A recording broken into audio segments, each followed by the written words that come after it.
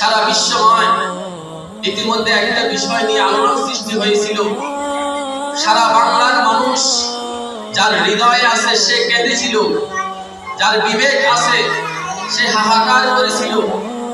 আমাদের মধ্যে থেকে একজন ভাই যে ইনসাফের ঝান্ডা নিয়ে স্লোগান তুলেছিল, যে ইনসাফের ঝান্ডা নিয়ে নারায়ে তাকবীর বলে রাজপথে নেমেছিল, সে একজন ব্যক্তিত্ব, সে একজন যুবকের জন্য সারা বাংলাদেশ নয় সারা পৃথিবী জুড়ে যার কর্ণকুহরে এই আহ্বান, এই খবর, এই নিউজ ঢুকেছে, সেই কান্না করেছে। আজকে তার কবরের পাশে মানুষ এখনো হাউমাউ করে ক্রন্দন করতেছে। তার কবর জিয়ারতের জন্য, পুলিশের অনুমতির জন্য চিৎকার করতেছে। সেই মানুষটার নাম হলো শহীদ শরীফ ওসমান হাদি রাহিমাহুল্লাহ। শহীদ শরীফ ওসমান হাদির কথা আমি কেন বললাম? শহীদ শরীফ ওসমান হাদি সে ঢাকা ইউনিভার্সিটিতে পড়ে, শাহবাগের বিশ্ববিদ্যালয়ে পড়ে। শাহবাগের বিশ্ববিদ্যালয়ে পড়ার কারণেও সে শাহবাগী হয়ে যায় নাই, বিশ্ববিদ্যালয় হয়ে যাওয়ার পড়ার কারণেও সে নাস্তিক হয়ে যায় নাই। এমনকি তার স্লোগান ছিল নারায়ে তাকবীর, আল্লাহু আকবার। তার প্রথম তার প্রচেষ্টা ছিল ইনসাফ কায়েম করা। ইনসাফ কি জিনিস? ইনসাফ হলো কোরআনের একটা হুকুম, কোরআনের বিধান। ইনসাফ হলো আল্লাহ সুবহানাহু ওয়া তাআলার একটি রায়। ইনসাফ আমার নবীজি মুহাম্মদ রাসূলুল্লাহ সাল্লাল্লাহু আলাইহি ওয়াসাল্লাম আসছেন করছেন এই ইনসাফ করার জন্য। আল্লাহ সুবহানাহু ওয়া তাআলা এবং তার রাসূল আমাদেরকে নির্দেশ দিয়েছেন মানুষের মধ্যে সমতা, মানুষের অধিকারকে বাস্তবায়ন করার জন্য, ইনসাফ কায়েম করার জন্য, ইনসাফ ভিত্তিক সমাজ, ইনসাফ ভিত্তিক রাষ্ট্র কায়েমের জন্য শহীদ শরীফ ওসমান হাদিরা তাদের ঝান্ডা উত্তোলন করেছে। শহীদ শরীফ ওসমান হাদি কেমন ব্যক্তিত্ব ছিল? শহীদ শরীফ ওসমান হাদি যে কিনা বর্তমান বাংলাদেশে আমাদের এমপি প্রার্থী, মেম্বার প্রার্থী, আমাদের চেয়ারম্যান প্রার্থী, আমাদের বিভিন্ন প্রকারের প্রার্থীরা যখন সারা রাত জেগে থাকে, রাতের বেলা বিভিন্ন বোতল পানি পান করে, এমনকি ফজরের আগে তারা শোয়ে, ফজরের নামাজ না পড়ে, এরপরে দিনের 10টা 11টা 12টার দিকে ঘুম থেকে উঠে, উঠার পরে তাদের কোনো খবর থাকে না, রাস্তায় নেমে যায়, এরপরে ভোট চায়, এরপরে শুভেচ্ছা গ্রহণ করে, শুভেচ্ছা দেয়। কিন্তু শহীদ শরীফ ওসমান হাদি এমন ব্যক্তিত্ব ছিল যে কিনা ফজরের নামাজ জামাতের সহিত আদায় করে মুসল্লিদের সাথে, নামাজি ব্যক্তিদের সাথে, খোদাবীরদের সাথে কোলাকুলি করে নারায়ে তাকবীর, আল্লাহু আকবার বলে নিজের ভোট চাওয়া শুরু করত। যে কিনা বলেছিল আসুন আমরা ইনসাফ কায়েম করি, ইনসাফ কায়েম করলে রাষ্ট্রে ইসলাম কায়েম করা আমাদের জন্য সহজ হয়ে যেত। শহীদ শরীফ ওসমান হাদি ঢাকা বিশ্ববিদ্যালয়ে পড়তো, সে কোন মাদ্রাসায় পড়তো না।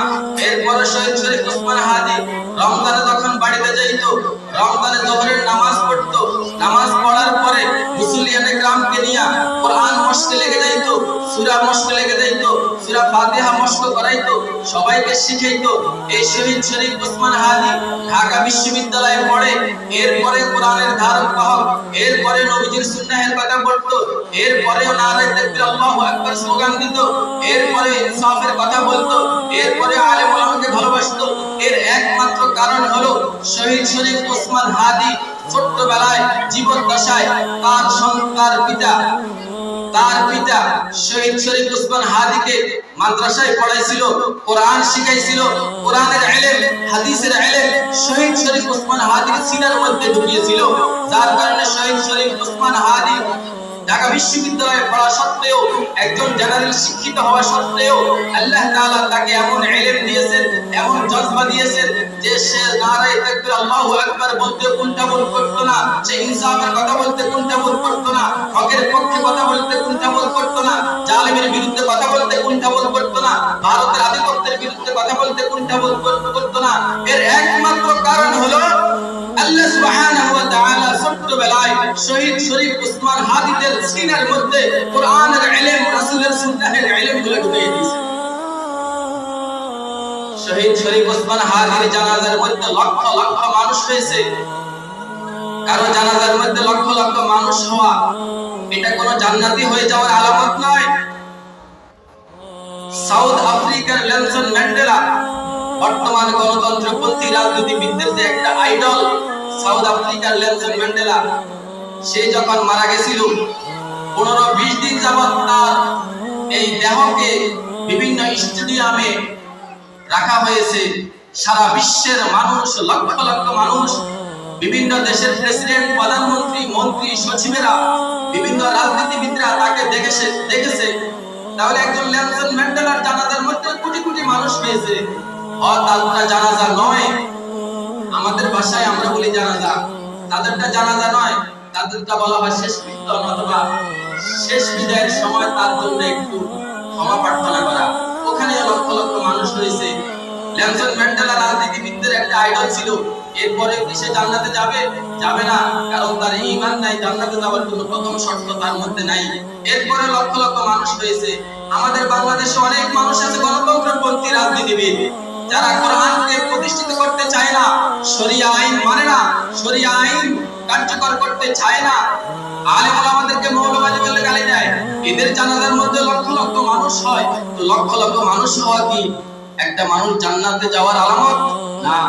আমার মা বোনেরা, ভাইয়েরা, মনে রাখবেন, যে মানুষটার জানাজার মধ্যে অগণিত ফরহেজগার মানুষ, মুত্তাকি মানুষ, আলেম ওলামা, ইবাদত গুজার মানুষগুলো অংশগ্রহণ করে, যে মানুষের জানাজার মধ্যে আবেদের সংখ্যা বেশি, যে মানুষের জানাজার মধ্যে তাহাজ্জুদ গুজারের সংখ্যা বেশি, যে মানুষটার জানাজার মধ্যে দাঈদের সংখ্যা বেশি, সেই মানুষগুলো যদি এই জানাজার মাঠে এসে যদি ওই লোকটার ব্যাপারে স্বীকৃতি দান করে যে এই লোকটা ভালো ছিল, আল্লাহ তুমি মাফ করে দাও, তাহলে এই লক্ষ লক্ষ মানুষের চোখের পানি উছিলায়, দোয়ার উছিলায় আল্লাহ তাআলা অবশ্যই আশা করা যায় তাকে মাফ করে দিবে। শহীদ শরীফ উসমান হাদি তেমনই একজন মানুষ ছিলেন, যার জানাজার মধ্যে আলেমরা আসছে, কান্নাকাটি করছে, যার জানাজার মধ্যে আবেদরা আসছে, কান্নাকাটি করছে, যার জানাজার মধ্যে তাহাজ্জুদ গুজাররা আসছে, কান্নাকাটি করছে, যার জানাজার মধ্যে দেশপ্রেমিকরা আসছে, কান্নাকাটি করছে, দোয়া করছে। এই মানুষটার জন্য সর্বজন শ্রদ্ধেয় মানুষগুলো অংশগ্রহণ করেছে জানাজায়। এর দ্বারা আমরা বুঝতে পারি যে লোকটা ভালো ছিল। তার এই ভালো গুণাগুণগুলির উসিলা হলো একমাত্র তার পিতা তাকে ছোট্টবেলায় কোরআন শিখাইছে, মাসআলা শিখাইছে, ওযু করার তরিকা শিখাইছে, কালিমায়ে তাইয়্যিবা শিখাইছে, হাদিসের জ্ঞান শিখাইছে, কোরআনের জ্ঞান শিখাইছে, যার কারণে আল্লাহ তাআলা আলেম সমাজের মধ্যেও তাকে সম্মানিত করেছেন, সাধারণ মানুষের মাঝেও তাকে সম্মানিত করেছেন। ও আমার মা ও বোনেরা, ও আমার বাবাজিরা, মনে রাখেন, আপনি আপনার সন্তানকে ঢাকা বিশ্ববিদ্যালয়, চট্টগ্রাম বিশ্ববিদ্যালয়, আপনি আল আজহার বিশ্ববিদ্যালয়ে পড়ান, আপনি অক্সফোর্ড ইউনিভার্সিটিতে পড়ান, কোনো সমস্যা নাই। তবে তার আগে তার দিল, দিমাগ, মস্তিষ্ক, মন মানসিকতাকে কোরআন দিয়ে আবৃত করেন। তার কর্মকাণ্ড সবগুলোকে কোরআনের হাদিস দ্বারা, সুন্নাহ দ্বারা আবৃত করেন, যাতে করে সে সারাটা জীবন ঢেকুর দিলে তার অন্তর থেকে, তার কলব থেকে কোরআনের ঘ্রাণ বের হয়। এই বিষয়গুলো আমরা খেয়াল রাখবো। এই জন্য আমার মা বোনেরা, এই কোরআন শিখাতে হলে আমাদেরকে অনেক কষ্ট করতে হবে, অনেক কষ্টের শিকার হতে হবে, শয়তানের অনেক প্ররোচনা আসবে। কোরআন আমাদেরকে ছাড়া যাবে না, রাসূলের সুন্নাহ আমাদেরকে ছাড়া যাবে না। বিভিন্ন প্রকারের